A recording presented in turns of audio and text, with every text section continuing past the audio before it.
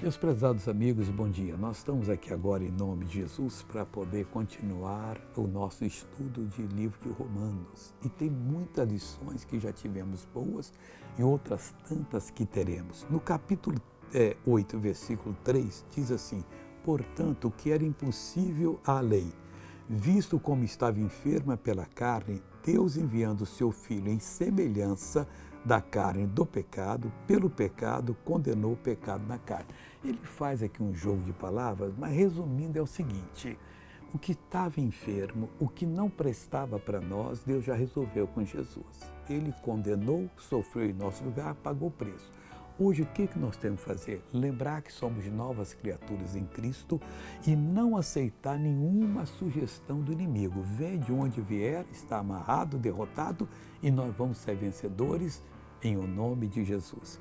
Veja o testemunho dessa pessoa e eu já volto para orar com você. Ele está caminhando. Caminhe, irmão, caminhe. Caminhe, irmão. Continue caminhando. Continue caminhando. Jesus está com você. Que coisa linda, irmãos. Isso é o que Jesus faz. Ele não caminhava antes, irmã? Não. Não podia. Já faz 8 anos que está assim. 8 anos também. Qual é o seu nome, amigo? Raul! Qual enfermidade ele tem? Segundo o médico, disse que tem mal de Parkinson. Mal de Parkinson. Sim. E não caminhava? Não está. Agora está E caminhando. nem falava? Não falava porque afetou aqui. Mas agora falou Raul e está dando passos. Que coisa linda!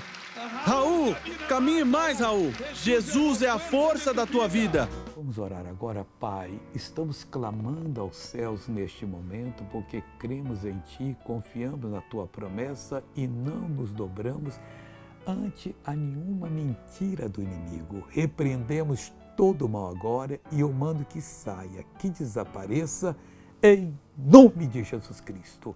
Amigo, fique liberto e abençoado para a glória de Deus. Bom dia.